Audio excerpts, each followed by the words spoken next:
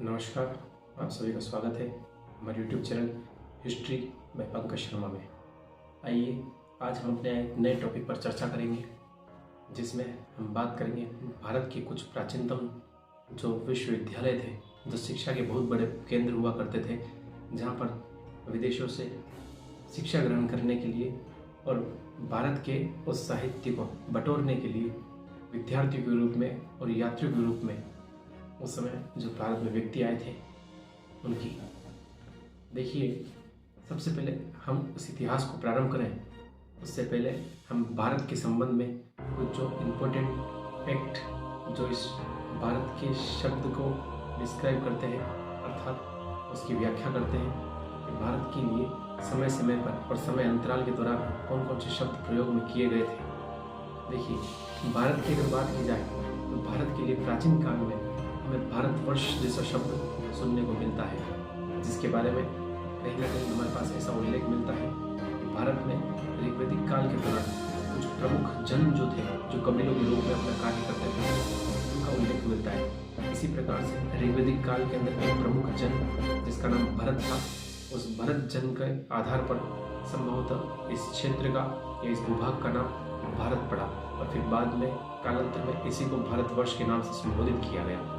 लेकिन समय अंतराल के पश्चात इसी भारतवर्ष के लिए जब भारत में ऋग्वैदिक सभ्यता के पश्चात जब आर्य आए, जिन्होंने आर्य सभ्यता के साथ वैदिक युग की शुरुआत की थी, तो उन्हीं के निवास स्थान रहने के चलते इस देश को, इस भारतवर्ष को एक नया शब्द मिला और ये देश आर्यव्रत के नाम से भी जाना गया। लेकिन हम देखते हैं समय अंतराल के पश्चात यही आर्यव्रत कुछ चीनी यात्रियों के विवरणों के अनुसार अन्य नाम से भी जाना गया। जैसे इस क्षेत्र के लिए, इस भूभाग के लिए यिंतु जैसे शब्दों का प्रयोग चीनी यात्रियों ने अपनी यात्रा विवरण के दौरान किया था। एक सिंह जो 10वीं शताब्दी के आसपास आया था, उसने भी अपनी यात्रा विवरण के दौरान भारत का नाम यिंतु करके पुकारा है। इसी तरह से हम देखें तो भारतवर्ष के लिए 7वीं शताब्दी के आसपास आने वाले उस हर्षवर्धन के शासनकाल में उस चीनी यात्री की बात करते हैं, ह्वेनसोंग की, जिसने अपने इस यात्रा विवरण के दौरान भारत को भारतवर्ष या आर्यव्रत या आर्य देश तथा कई कई जगह उसके उल्लेखों के अंदर उसको ब्रह्म देश के रूप में भी संबोधित किया। कालांतर में जब हम बात करते हैं मिडाइवल इंडियन हिस्ट्री की, मध्यकालीन भारत की, तो भारत में आने वाले उस समय अरबी और फारसी इतिहासकारों ने अपने तवारीखों के अंदर, अपनी रचनाओं के अंदर इस भारत के लिए एक नया शब्द दिया और वो शब्द सिंधु नदी के स्थान पर उन्होंने स को ह संबोधित करते हुए इस वर्ष को, इस भारतवर्ष को एक नया नाम दिया और शायद संभवतः वो नाम निकला हिंद या फिर हिंदुस्तान। अर्थात जहाँ पर सिंधु नदी बहा करती थी, उस सिंधु नदी के आसपास जिस क्षेत्र में निवासियों ने, यहाँ की जनता ने निवास स्थान बनाया, उसी स्थान को फिर बाद में कालांतर में माफ कीजिएगा, इन फारसी या अरबी इतिहासकारों ने सिंधुवासी के स्थान पर हिंदुवासी संबोधित किया, जिससे एक नया शब्द निकला और ये भारतवर्ष हिंदुस्तान के रूप में भी जाना गया। लेकिन कालांतर में हम देखते हैं और ये समझते हैं कि भारत के लिए हमारे पास एक शब्द निकल कर आया और वो था इंडियस, अर्थात यूनानी आक्रमणकारियों जैसे कि मकदूनिया से रहने वाले हम उस अलेक्जेंडर की बात करते हैं, जिसको भारतीय इतिहास के अंदर सिकंदर के नाम से भी जाना जाता है। बताया जाता है कि 4वीं शताब्दी ईसा पूर्व के आसपास जब यूनानियों ने भारत पर अटैक किए थे, तो उस समय ये सिंधु नदी को इंडस कहा करते थे और उसी इंडस को कालांतर में 17वीं और 18वीं शताब्दी के दौरान अंग्रेजी इतिहासकारों ने, अंग्रेजी लेखकों ने इस इंडस को इंडिया शब्द से संबोधित कर दिया। इस प्रकार भारत को भारतवर्ष, आर्यव्रत, ब्रह्मदेश या फिर कई कई जगह इसे हिंदुवासी अर्थात हिंदुस्तान या फिर इसे इंडिया नाम से संबोधित किया गया। इस प्रकार भारत के अलग अलग नाम हमें देखने को मिलते हैं। लेकिन इसी भारत की अगर अपन बात करें तो भारत के संस्कृति, इसकी शिक्षा और साहित्य को देखें तो यहाँ इसका सबसे महत्वपूर्ण योगदान मिला हमें भारत के इतिहास के अंदर उनकी प्राचीन शिक्षा के केंद्र अर्थात विद्या मंदिरों का। जैसे कि भारत में उस प्राचीन शिक्षा के केंद्र को बढ़ावा देने के लिए हमारे पास तक्षशिला जैसे बहुत ही महत्वपूर्ण विश्वविद्यालय, इसके पश्चात कालांतर में नालंदा और विक्रमशिला, गुजरात के अंदर वल्लभी, पाल शासकों के दौरान बंगाल के क्षेत्र में औदुंबरी जैसे विश्वविद्यालय को देखने को मिलता है। इसी सीरीज के अंदर हम बात करेंगे उस प्रारंभिक प्राचीनतम विश्वविद्यालय की जो पूरे विश्व के अंदर अपना पहला स्थान रखता था। आज वर्तमान शिक्षा पद्धति को और प्राचीन काल की शिक्षा पद्धति के अगर तुलनात्मक अध्ययन करें तो कहीं ना कहीं आज से कहीं ज़्यादा एडवांस टेक्नोलॉजी, तकनीकी शिक्षा, साहित्यिक और साथ साथ हम विज्ञान के दृष्टिकोण से देखा है तो उस समय की जो शिक्षा थी वो आज की शिक्षा पर कई गुना भारी भी थी। और आइए शुरुआत करते हैं हम अपने इस पहले शिक्षा के केंद्र अर्थात तक्षशिला की। तक्षशिला जिसको महाजनपद काल के अंदर 16 महाजनपदों में एक जनपद का नाम मिलता है जो कहीं ना कहीं पश्चिमी इलाकों के दौरान उसे गांधार जनपद के नाम से जाना जाता था। इसी गांधार महाजनपद की राजधानी हुआ करती थी तक्षशिला, जिसके बारे में ऐसा उल्लेख मिलता है इस तक्षशिला का जो प्रशासन था वो तक्ष नामक किसी व्यक्ति अर्थात किसी राजा को सौंपा गया था। और ये तक्ष जो थे वो भरत और उनकी पत्नी मांडवी से उत्पन्न थे, जिनका जन्म रघुवंश श्री राम के छोटे भाई भरत के पुत्र तक्ष, जिसके नेतृत्व में इस तक्षशिला को विकसित किया गया।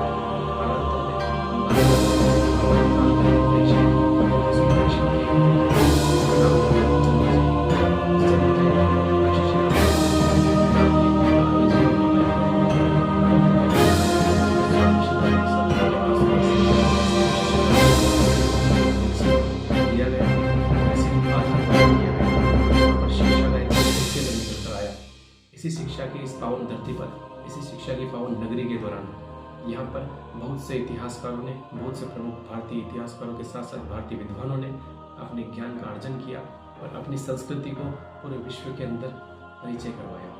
जी हाँ, हम बात कर रहे हैं उस बिंबिसार के शासनकाल में एक प्रसिद्ध व्यक्ति की जिसका नाम जीवक था।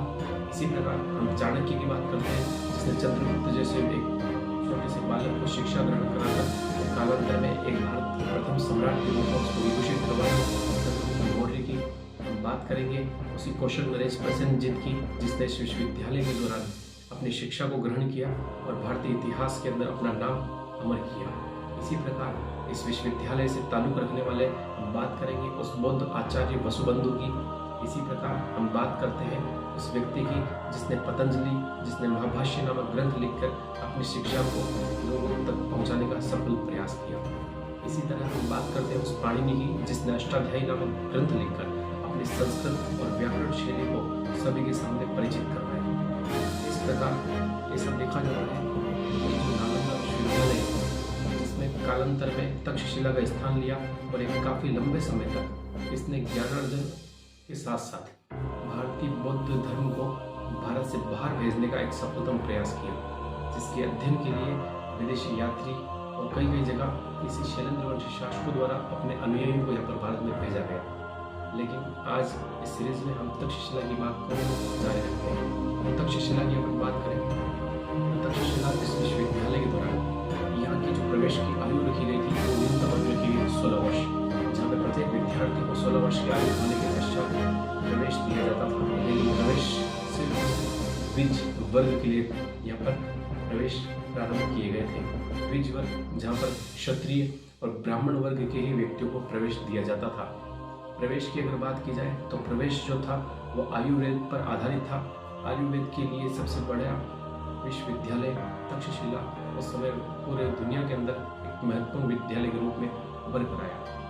यहाँ के आचार्य जो थे उनको ब्रह्मदेव अर्थात वेतन के रूप में यहाँ के राजाओं द्वारा एक भूमि का टुकड़ा दिया जाता था, जिसको वेतन के रूप में ये स्वीकार करते थे। और इस प्रकार से जो टुकड़ा अर्थात भूमि का टुकड़ा इनको दिया जाता था वो ब्रह्मदेव कहलाता था। इस तरह से यहाँ पे शिक्षा प्राप्त करने वाले विद्यार्थियों को शुल्क के रूप में 3 प्रकार की तकनीकी जो चीज़ें थी वो दी जाती थी।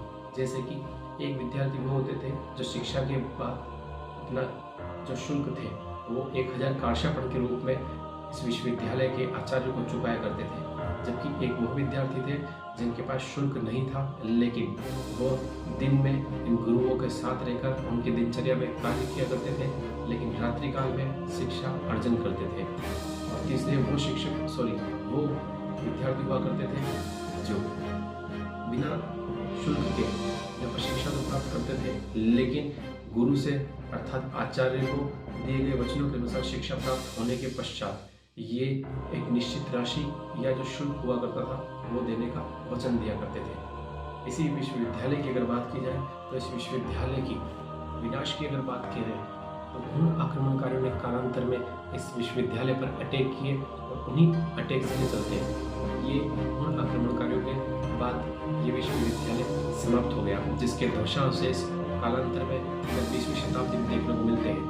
लगभग 1912 से लेकर 1929 के टाइम पीरियड के दौरान हमारे भारतीय इतिहास के अंदर एक महानिदेशक के पद पर एक व्यक्ति कार्यरत रहे जिनका नाम था सर जॉन मार्शल, जिन्होंने आर्कियोलॉजिकल सर्वे ऑफ इंडिया में महानिदेशक के पद पर कार्य भी किया।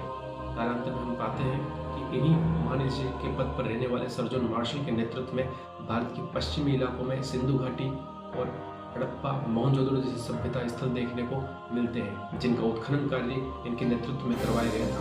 उसी प्रकार इन्हीं के नेतृत्व में हमें इन पश्चिमी इलाकों में तक्षशिला के कुछ अवशेष देखने को मिले।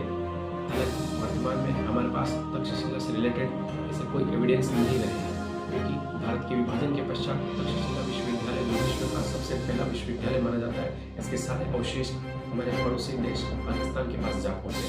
वर्तमान में तक्षशिला रावलपिंडी पाकिस्तान के अंदर रहता है। इस प्रकार से देखा है तो हमारे शिक्षा की नगरी के अंदर तक्षशिला पूरे विश्व का प्राचीनतम जो प्राप्त एक विश्वविद्यालय था। 8 वर्ष की शिक्षा के पश्चात यहाँ के विद्यार्थियों को स्नातक की अर्थात ग्रेजुएशन की उपाधि मिलती थी। इसके बाद विद्यार्थी यहीं पर रहकर या तो फिर वो आचार्य के रूप में कार्य कर सकते थे या फिर वो अपनी शिक्षाओं के माध्यम से लोगों को और जानकारी प्रदान किया करते थे। कालांतर में अगर हम बात करें तो इसी शिक्षा के इस मंदिर की यात्रा करने के लिए लगभग 3वीं शताब्दी ईस्वी के आसपास चंद्रगुप्त विक्रमादित्य के शासन काल में एक चीनी यात्री आया था जिसका नाम था फाहियान, जिसने यहाँ पर आके इसकी शिक्षा को और इसकी शिक्षा के केंद्र को देखने का पूरा प्रयास किया, जिसके बारे में इसने तक्षशिला को जो शिला शब्द से संबोधित किया है। इसी तरह से देखा जाए भारतीय इतिहास के अंदर फाहियान की यात्रा विवरणों के पश्चात इसका उल्लेख मिलता है उन आक्रमणकारियों ने जब गुप्तोत्तर काल से पहले अर्थात अंतिम गुप्त शासकों के शासन काल आते हैं तब इस विश्वविद्यालय का पतन होना प्रारंभ हो जाता है, जबकि उन आक्रमणकारियों ने लगभग 6वीं या 7वीं शताब्दी के आसपास इस तक्षशिला विश्वविद्यालय को पूर्ण रूप से तहस नहस कर दिया था। वैसे ये तक्षशिला विश्वविद्यालय जो है ये भारत के अंदर जैन धर्म से रिलेटेड शिक्षा का एक बहुत महत्वपूर्ण केंद्र निकल कर आया था।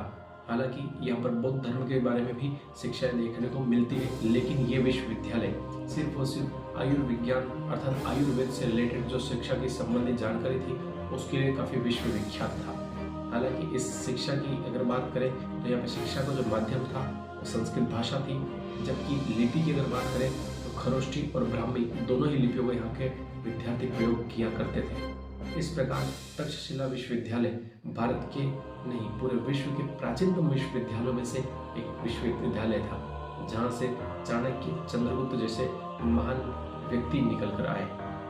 नेक्स्ट हम पार्ट में बात करेंगे भारत के एक ऐसे विश्वविद्यालय की जिसने पूरे विश्व के अंदर अपनी शिक्षा का और एक आक्रमणकारी और जिसने एक घटना के माध्यम से उस विश्वविद्यालय का नामो निशान मिटा दिया।